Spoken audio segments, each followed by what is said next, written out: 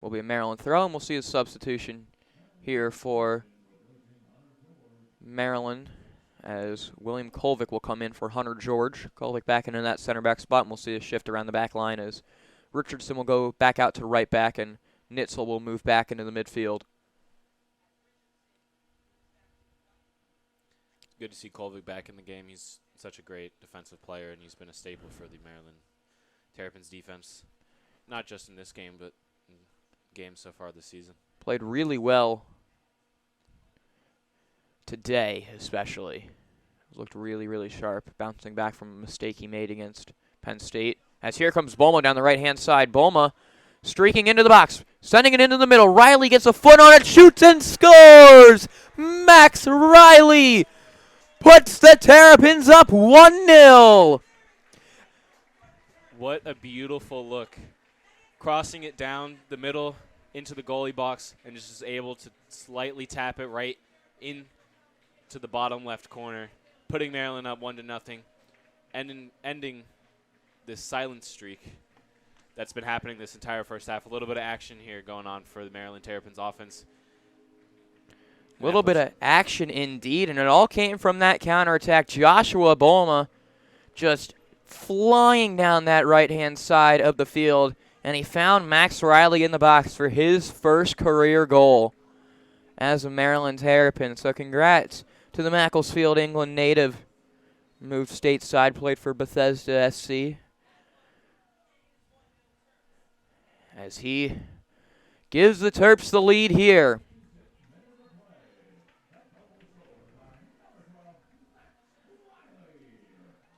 So the Terps will try and defend a lead now as Costa Bile will have a throw in close to midfield.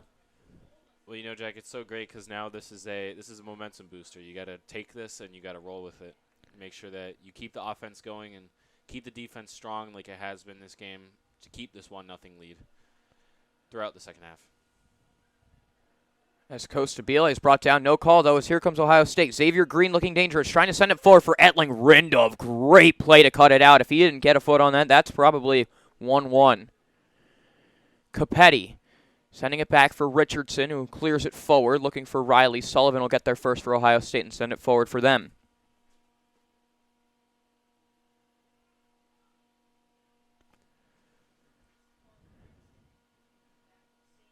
This is Grinstead. Sending it forward, batted around here as it's cleared away by Maryland. Terps have to stay focused here. You don't want to allow a goal right away. Here's Green. Trying to send it forward, but Rindov got there first and cleared it. Now the Terps could be on the counter here. Dillon switches play to Capetti. A great ball there. Capetti switches play again, looking for Johnston or Dillon. He'll find Johnston. Johnston will send it into the middle. Capetti on it, and oh, he had it, but it just went over the bar. That was very, very dangerous for the Buckeyes. That was so close to another scoring opportunity for Maryland, just within a couple minutes of each other. Just couldn't get that header in, though. Looks like he was looking for the call on a referee. May have gotten tripped up. As Trejo's down, but what a ball from Johnston, and that really should have been 2-0 as Capetti got on it, but just over the bar it went and found the roofing of the net. So we remain 1-0 here, but this game, Nick, has opened up a lot here in the second half. Terps looking to try and get the lead here as we're knotted up at 1 in the top of the fourth. Kevin Keister will step in to lead things off against Ty Langenberg, who's been pretty good today. Bunch of strikeouts for the righty. He has 6 right now as Keister will step in to face him here. Keister walked his first time up. Keister's been walking a lot this year. First pitch to from Langenberg is lifted into shallow right. Coming in is Wilmus. He dives. He can't get it. It goes off his glove as Keister will round first and get into second. And that should go down as a double for Kevin Keister. Wilmus almost got there. It was off the tip of his glove on the line there. But Keister has a leadoff double to start things off in the fourth. Bobby Zmarzlak will step in now. He struck out his first time up.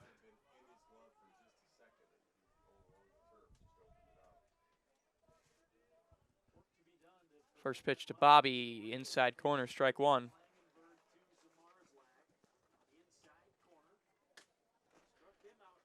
Zmarzlak gets the sign from Rob Vaughn. We'll see what he can do here.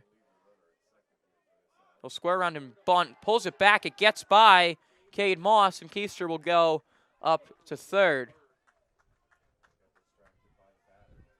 That should go down as a pass ball on Moss, as Keister's now on third, no outs in the inning. Infield now playing super shallow. Everyone on the grass as Zmarzlak fouled that off his foot. 1-2 the count now to Bobby.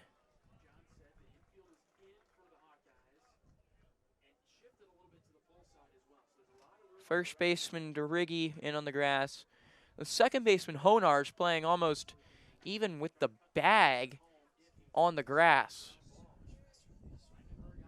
The 1-2 to Bobby is lifted into left field and deep. Forget about that one.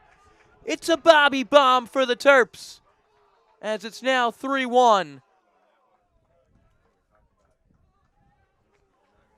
That one got out in a hurry. A 2-run jack for Zmarzlak. And the Terps have the lead back. Zmarzlak's third of the year, as Eddie Hakopian steps in now. First pitch to Hakopian misses. It's 1-0. Terps have the lead now, 3-1 in the top of the fourth. The 1-0 pitch from Langenberg is in there inside. 1-1 the count.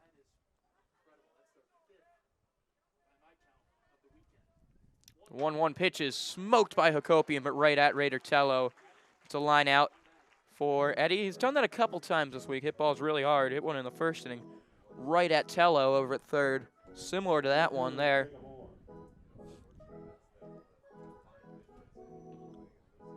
As Jacob Orr steps in now. He struck out his first time up. First pitch to Orr is in there for strike one.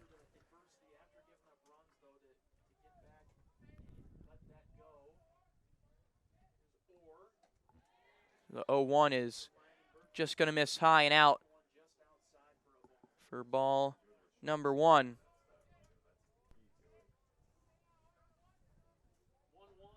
The 1-1 is in there from Jacob Orr, to Jacob Orr, I should say.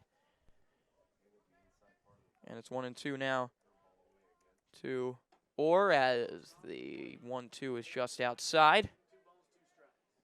Terps looking for a sweep today, and they're up 3-1 here, although you figure this one has a lot of baseball left to be played. As Orr hooks that one over towards short. Seegers up with it, fires over in time, and Jacob Orr is the second out of the inning. Elijah Lambros will step up now. Let's get you scores from around the Big Ten. Indiana beating Penn State today 4-1. Northwestern on top of Purdue right now 1-0. And Minnesota beating Ohio State. That would be a big, big win for the Gophers. 5-1 in the bottom of the second. First pitch from Langenberg to Lambros is upstairs. Rutgers is beating Michigan State in a game that Rutgers really needs. They've been struggling so far to start Big Ten play. They're up 1-0 in the top of the third as Lambros lifts that one into left field. And Peterson will make the catch and will go on to the bottom of the fourth, but not before Maryland does some damage. 2 runs, 2 hits, capitalized by the home run by Bobby Zmarzlak. Bottom of the fourth coming up next. Terps up 3-1 here on the Maryland Baseball Network.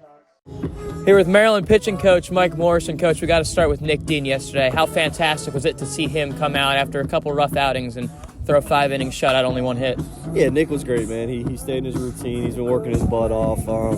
It's been a rocky season. Dean's dealing with some stuff off the field that's kind of been kicking all of our butts a little bit. And I'm proud of him to go out there and have some success. And he's going to keep working. And he's as steady of a human as anyone on this roster. So in big games, we feel really comfortable handing him the ball, and we just got to keep moving forward. And he did awesome with all the things we worked on in the week. And he really worked with Nick Robinson a lot this week on some mental stuff, and they really got to a point where you could tell Dean was in a rhythm yesterday for the first time in a while, and it was awesome. Now, with that being said, there's still things he needs to improve on, right? He needs to attack, needs to get ahead a little bit better, but it shows how good Nick Dean's stuff is. Like, this is a good roster.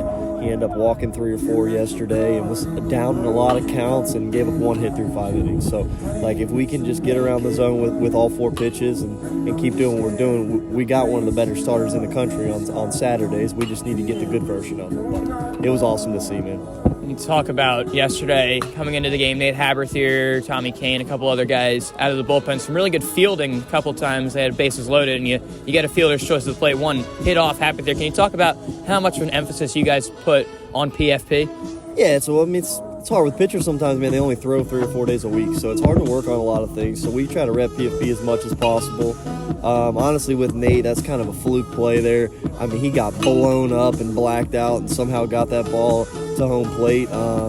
That's the Ohio tough kid in him there, where he went to a hockey player there and got it done. But he's going to be good today, which we're excited to see. He went to the ER last night, got everything checked out. He said he feels great today, and just really proud of our relievers, man. It's hard to come back-to-back days in college baseball. Like, you see it in the big leagues, and we take it for granted. In college, it's a lot different, and these guys have been awesome, and they're willing, and they want the rock, and that's really good. In weekend series like this, you got to sell out with your best guys and go get it. And even though, like, Dave was the hero on Friday night and gave a homer yesterday, and, you know, Tommy wasn't as good on Friday night and was kind of the hero yesterday, and Kenny was steady both days, but that's kind of what it is with down there with those 4 guys. If they keep picking each other up, we're going to win a lot of games.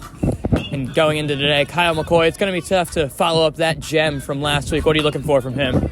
Just getting ahead, sinking the baseball and moving the fastball in and out. Be awesome. Just give us a chance, and it's a good day to hit here, so I know the pack's going to be ready, so we can just be efficient, get in and out, and keep getting Matt Shaw and Nick LaRusso and Luke Schliger and those guys to the plate. We're going to be in good shape, and Kyle works with an elite tempo, so that's the good part. It's going to be good. We're going to need to change up today against these guys, and he worked on it really hard this week, kind of manipulating it 2 different ways, so I'm excited to see how that looks out there today. Awesome. Thank you, Coach. Appreciate it.